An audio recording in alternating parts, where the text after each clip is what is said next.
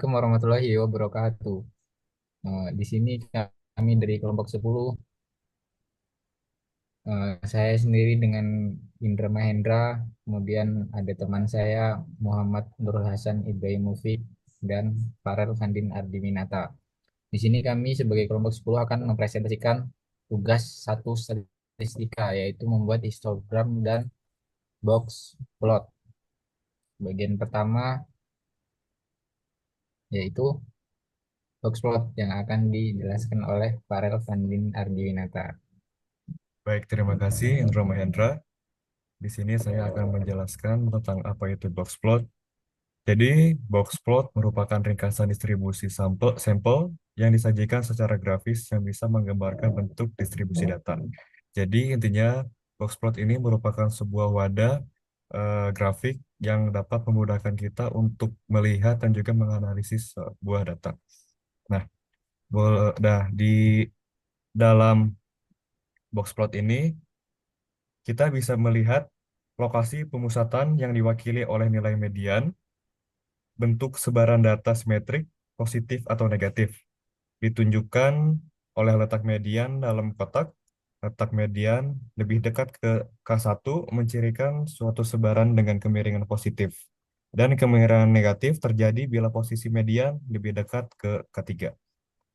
Kemudian, box plot ini dapat menggambarkan ukuran penyebaran data, diperlihatkan oleh panjangnya kotak yang merupakan jangkauan antar kuartil. Yang keempat, nilai data pecilan atau data ekstrim dapat dideteksi dengan menggunakan nilai-nilai pa- eh, pagar dalam dan pagar luar. Nah, untuk isi dari box plot itu sendiri terbagi menjadi ada outlier atas, nilai maksimum, nilai kuartil ketiga, nilai median atau kuartil kedua, ada nilai kuartil pertama, nilai minimum, dan juga outlier bawah. Boleh dilanjut, Indra? Siap? Dalam sebuah box plot, kita harus bisa menentukan terlebih dahulu data-data sebagai berikut. Yang pertama ada nilai minimum, nilai maksimum, kuartil pertama, kuartil kedua atau nilai tengah atau median, kuartil ketiga, pagar dalam bawah dengan memasukkan K1 dikurangi 1,5 dikali K3 dikurangi K1. Dan juga ada PDA yang kita peroleh dari kuartil ketiga ditambah 1,5 dikali kuartil ketiga dikurangi kuartil pertama. Adapun pagar luar bawah yaitu K1 dikurangi 3 dikali K3 dikurangi K1. Dan yang terakhir ada pagar luar atas dengan diperoleh dari K3 ditambah 3 dikali K3 dikurang K1. Boleh, Bang Indra?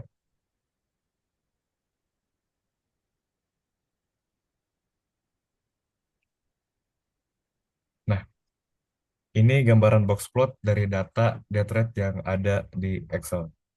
Di sini kita bisa melihat bahwa eh, persentilnya itu kurang lebih sekitar 45 dan 55.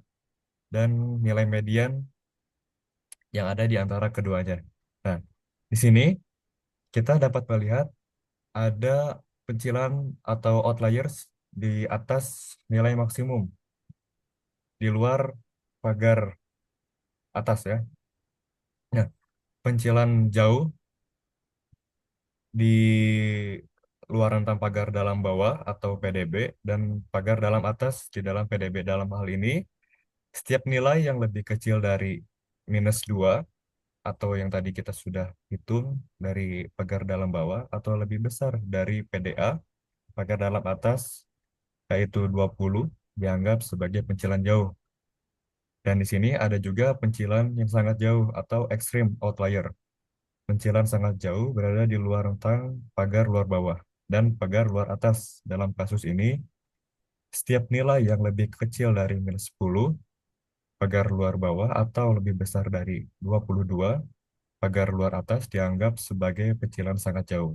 Jadi, untuk data ini, pencilan jauh adalah data dengan nilai di luar interval -2 dan pencairan sangat jauh adalah data dengan nilai di luar interval 1 -10.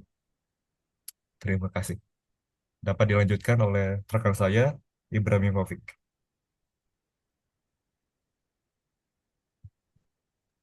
Oke, selanjutnya adalah histogram. Pengolahan data melalui histogram. Untuk mendapatkan gambaran yang lebih jelas mengenai distribusi variabel data, maka dilakukan visualisasi data menggunakan histogram. Berikut adalah langkah-langkah dalam membuat histogram dari salah satu data di Facebook birth rate dengan bantuan Microsoft Excel. Dilanjut.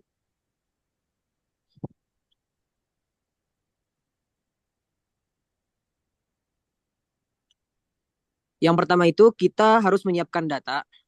Kemudian yang kedua, tentukan nilai maksimum dan minimum.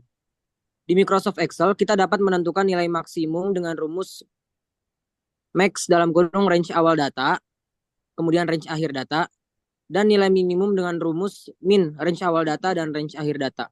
Dengan begitu, kita akan mendapatkan nilai maksimum dan minimum yang kita butuhkan. Berikut merupakan nilai maksimum dan minimum data birth rate dari salah satu data di Facebook.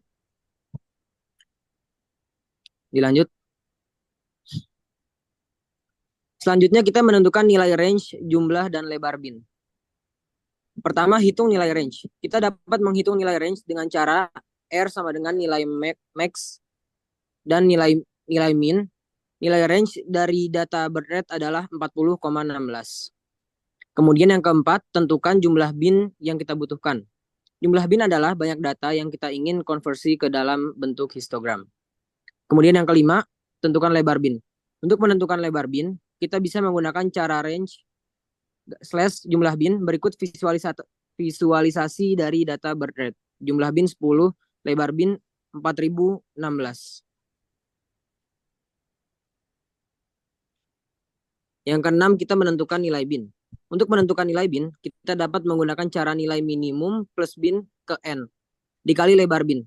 Berikut visualisasi nilai bin dari data bin ke 1 sampai ke 10.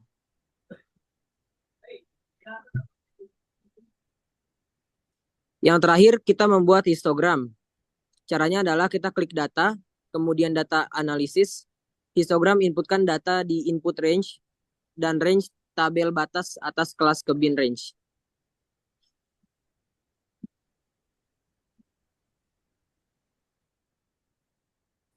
Next.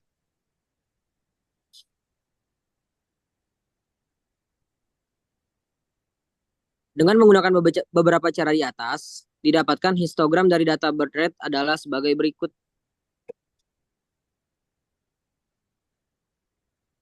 Ya, terima kasih kepada teman-teman saya yang sudah menjelaskan. Mungkin sekian dari kami kelompok 10. Wassalamualaikum warahmatullahi wabarakatuh.